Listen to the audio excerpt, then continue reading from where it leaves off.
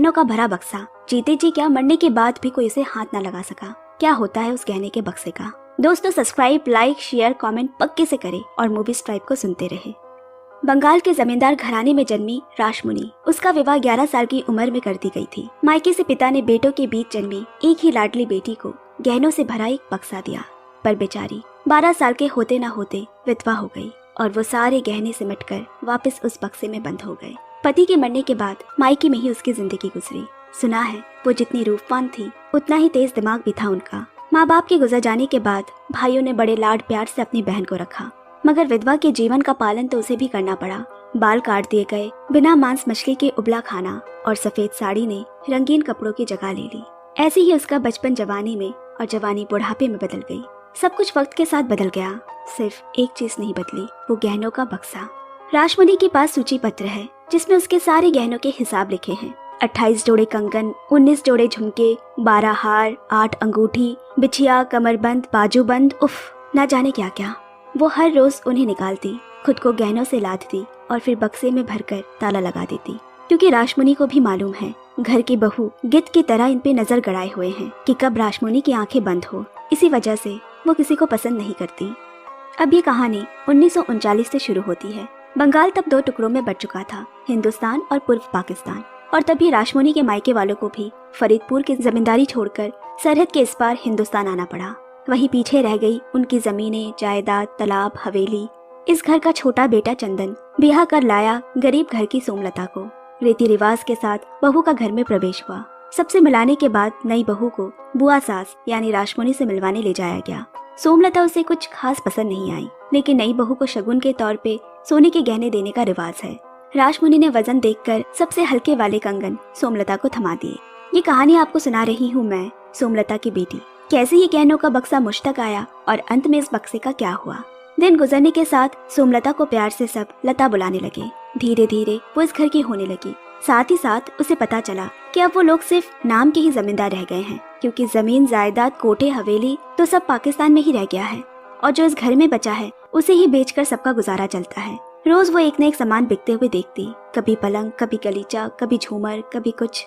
लेकिन उनकी जमींदारी मिजाज में कोई कमी नहीं आई। घर के बेटों का दिन मछली पकड़ने में और शाम जुआ खेलने में निकलता और उनके बाप का शतरंज खेलने में, बड़ी बड़ी डींगे हाँकने में, उनके बाप दादा के पास कितनी जमीन जायदाद थी वगैरह वगैरह। और बचा खुचा दिन लता के ससुर के बड़े भाई जो इसी राजबाड़ी के दूसरे हिस्से में रहते हैं, उनके साथ जायदाद के लिए चल रही कोर्ट कचहरी में निकल जाता। कितने भी दिन बुरे हो, लेकिन काम करना तो जैसे जमींदारी रिवाज में है ही नहीं। एक शाम छत पर घर के चाचा ससुर की तरफ की बहू रेबा से लता की बात हुई। बातों बातों में बात निकली कि उसकी गोद में जो बच्चा है वो उसी घर के बहुत पुराने नौकर राम बिलास का पोता है। अफवाह फैली थी कि तुम्हारे ससुर और इस घर के बाकी मर्दों ने राम बिलास को पीट पीट कर मार डाला, क्योंकि उसे तुम्हारी बुआ सास के साथ किसी ने देख लिया था। लेकिन कोई पुलिस थाना नहीं हुआ, बात को हादसा बताकर दबा दिया गया। तब से उसकी पीढ़ियों को ये जमींदार परिवार पाल रहा है। अब सीढ़ियों से नीचे जाते वक्त उसने खिड़की से देखा कि रासमुनी बिस्तर पर सीधी लेटी हुई है। जाते हुए भी ऐसे ही देखा था और वापस आते हुए भी ऐसी ही लेटी है। अंदर आकर उसने आवाज दी, पर कोई जवाब नहीं मिला। फिर वो उनकी सांसें चल रही है कि नहीं देखने गई। तभी रासमुनी की आत्मा शरीर छोड़ उठकर बैठ गई। डर कर लता भागी रही थी कि रासमुनी ने उसे रोका और कहा, मुझे सब पता है, तुम सबकी नजर मेरे गहनों के बक्से में है। खबरदार, अगर किसी ने मेरे बक्से को हाथ लगाया तो इधर आ और मेरी साड़ी की पल्लू में बंधा चाबी से वो बड़ा वाला बक्सा खोल। उसके अंदर जो छोटा संदूक है वो लेकर आ, काफी भारी बक्सा है। रासमुनी बोली, पूरे 500 तोला सोना है। अगर एक भी रत्ती कम हुआ ना तो मैं तेरे पति को मार डालूंगी और फिर ये तेरा गहने पहनने का शौक ही रह जाएगा। अब ध्यान से सुन, ये बक्सा तुझे अपने पास महफूज रखना है, किसी को ना पता चले। चल जल्दी से चाबी मेरे पल्लू में बांध दे, कोई आ रहा है। और जाकर दोबारा वो अपने मरे शरीर में लेट गई। जल्दबाजी में सीढ़ियों से उतरते वक्त घर की बड़ी बहू से वो टकरा गई, पर बिना रुके वहाँ से वो चली गई। बड़ी बहू को थोड़ा तो शक हुआ कि वो कुछ लेकर जा रही है। पसीना पसीना अपने कमरे में आकर लता जल्दी उस बक्से को छुपाने में लग गई, कभी इस दराज में, कभी उस संदूक में, और अंत में बिस्तर के नीचे रखे बड़े बक्से में छुपाकर ऊपर से रजाई डाल दी और वो सो गई। जब शाम को नींद टूटी तो घर पे रोना धोना चल रहा है। रासमुनी के घर की तलाशी पहले ही ली जा चुकी है, पर कुछ नहीं मिला। यहाँ तक कि उनके तालाब में भी मछली पकड़ने का जाल डालकर खोज की जा चुकी है। फिर बारी आई बहू बेटों के घर की तलाशी की। बड़ी बहू के घर से तो कुछ मिला नहीं। अब लता के कमरे की बारी। गहने रखने वाले बड़े बक्से में जैसे ही हाथ लगाते ढक्कन बार बार गिर जाता, क्योंकि वहाँ राजमुनि की आत्मा मौजूद है जो ये सब कर रही है। वो सिर्फ लता को नजर आती है। आखिरकार पुलिस बुलाई गई और बेचारे घर के नौकरों को पकड़ कर ले गए, मगर बड़ी बहू को शक है हो न हो ये लता का ही काम है। एक दिन छत पे उसने पहले लता को धमकाया कि बक्सा वापस कर दे, पर जब लता ने कुछ नहीं बताया तो फिर बड़ी बहू ने हिस्सा आधा आधा कर लेने को कहा। मंजूर है तो ठीक है, नहीं तो मैं घर पे ससुर जी को बता दूंगी कि उस दिन तुम कुछ छुपा कर लेकर जा रही थी। इतने में लता को दूर सूख रही सफेद साड़ी के पास राजमुनि की आत्मा दिखी और देखते देखते वो पास आ खड़ी हुई। इससे पहले कि बड़ी बहू कुछ और कहती, वो कांपते हुए जमीन पे आ गिरी और उसके मुंह से सफेद झाग निकलने लगा। डॉक्टर बुलाया गया। अजीब बात है, पूरे शरीर में बस जीभ ही पैरालाइज्ड हुई है। बड़ी बहू लता को देख उसकी तरफ इशारा कर कुछ बताने की कोशिश करने लगी तो चंदन ने उसे कागज कलम दी ताकि लिखकर बता सके। जैसे ही उसने लिखना शुरू किया, हाथ कांपते हुए कलम छूट गई। अब उसका दायां हाथ भी पैरालाइज्ड हो चुका है। डॉक्टर भी ऐसा केस पहली बार देख रहा है। अब राजमुनि अक्सर लता को नजर आने लगी। उस रात वो खाना बना रही थी जब राजमुनि की आत्मा आई।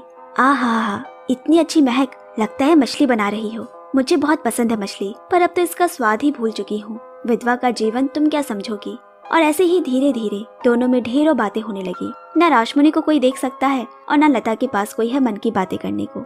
घर की हालात भी दिन पर दिन खराब होती जा रही है। एक एक कर सारी चीजें बिक गई, यहाँ तक पीतल के बर्तन भी। खाली कमरा काटने को दौड़ता। एक दिन तो पानी सर के ऊपर चला गया जब चंदन ने आत्महत्या करने की कोशिश की। लता ने अपनी सूझबूझ से उसे रोका और कहा, मेरे पास एक सुझाव है, लेकिन अभी किसी को नहीं बताना। एक शाम लता ने उसी गहने के बक्से से एक सोने का हार निकाला और उसे बंधक देकर पैसे ले आई। जब चंदन ने पूछा ये कहाँ से आया, लता बोली, विश्वास करो मैंने कोई गलत काम नहीं किया है। इन पैसों से हम एक साड़ी का व्यापार शुरू करेंगे। लेकिन अगले दिन लता की खैर नहीं हुई। अकेली रसोई घर में लता को राजमुनि की आत्मा ने खूब परेशान किया, भला बुरा कहा। रसोई घर की दशा ही बदल दी। वो नाराज है कि लता ने उसके गहनों को हाथ लगाया। बड़ी मुश्किल से लता ने समझाया कि वो जल्द हार छुड़वा लाएगी। काम शुरू हो गया। चंदन साड़ियाँ ले आया और रात भर जागकर लता ने साड़ियों पर कीमत वाली पर्ची लगाई। और एक दिन दुकान का उद्घाटन भी हुआ। नाम रखा गया राजमुनि साड़ी स्टोर। खबर घर के बड़े बेटे और ससुर तक पहुंची। जमींदार परिवार का नाम डुबाने पे तुले हैं ये दोनों। दुकानदारी करेंगे, छी छी छी छी। ससुर बोला। चाचा ससुर ने कहा, करने दो, जब व्यापार में घाटा होगा और मुंह काला कर दोनों घर लौटेंगे तब बात करेंगे। लेकिन सबकी आशा के विपरीत दुकान चल पड़ी और लता राजमुनि का हार भी छुड़वा लाई। राजमुनि को हार वापस देते हुए लता ने दुकान के बारे में और नाम बताया तो राजमुनि की आंखें भर आई। मुझ विधवा को इतना बड़ा सम्मान दिया है, मुझे याद रखा। और पलक झपकते ही वो दुकान पहुंच गई। घूम घूम कर साड़ियाँ देखने लगी। कभी सोचा भी नहीं था कि जिसे एक रंगीन साड़ी नसीब नहीं हुई थी, आज पूरा का पूरा दुकान उसके नाम पे है। एक लाल रंग की साड़ी लपेट आईने में खुद को देख रही है वो। अब एक दिन दुकान में कमला आई, जो एक नाचने गाने वाली तवाइफ है, जिसके यहाँ पहले चंदन का आना जाना था, जैसे कि जमींदारों के शौक होते हैं।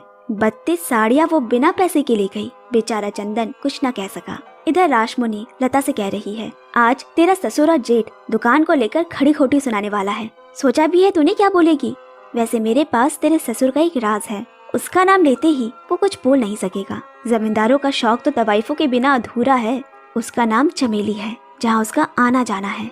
क्या नहीं दिया उसे, सोना चांदी, इस घर की आधी चीजें बेच कर तो उसी पे लुटा दी।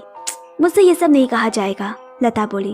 ओहो, बढ़िया ही नहीं कहा जाएगा, राजमुनि ने गुस्से में कहा। क्यों नहीं बोल सकती रे? मर्द साथ कुछ भी करे और औरत बोले भी ना। बीवी के होते हुए कितनी जगह वो मुंह मारते फिरते हैं, लेकिन एक बाल विधवा को पूरी जिंदगी घर पे बिठा दिया। न खाने के शौक पूरे हुए, न पहनने के, बस एक गहने का बक्सा थमा दिया। जैसे बच्चों के हाथों में झुनझुना पूरी जिंदगी खेलने को दे दिया जाए। औरत जात की तो शारीरिक जरूरतें होती ही नहीं। 11 साल में हुई थी मेरी शादी, 1 साल भर में पति मरे। मुझे तो मालूम भी नहीं था कि शादी क्या होती है। गुड्डे गुड़ियों का खेल था। कपड़े गहने देख कर ही खुश थी। पर जब बचपने से मैं धीरे धीरे जवान होने लगी, मुझे उस दिन छत पे रामविलास दिखा और मैं खुद को उसकी ओर बढ़ने से रोक नहीं पाई। उसका छुआ कालिख भी उस दिन मुझे श्रृंगार लगा था।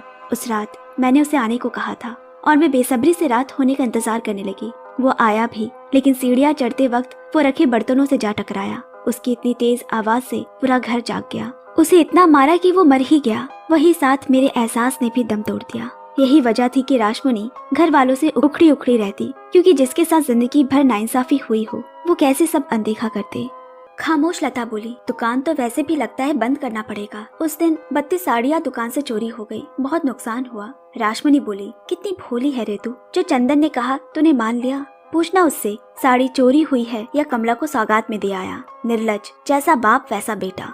लता ने कभी ऐसा सोचा ही नहीं था, उसका तो दिल टूट गया।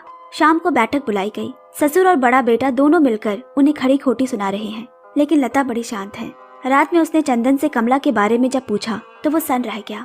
अगर आपको वो पसंद है तो शादी करके घर ले आइए, मैं चली जाऊंगी, लेकिन कुछ भी छुपा कर ना रखें। चंदन अपनी ही नजरों में गिरा महसूस करने लगा। लता, मुझे माफ कर दो, मैं कान पकड़ता हूँ, फिर कभी उस तरफ का रास्ता नहीं लूंगा। दिल में बस तुम रहोगी। दोनों में सुलह हो गई। अब राजमुनि के गहनों के दम पर दुकान फिर चल पड़ी। एक एक कर घर की बिकी चीजें वापस आने लगी और अब किसी ने भी उनकी दुकानदारी पे आपत्ति नहीं जताई। चंदन संग लता भी दुकान में बैठने लगी। सभी जानते हैं असल में ये घर कौन चला रहा है।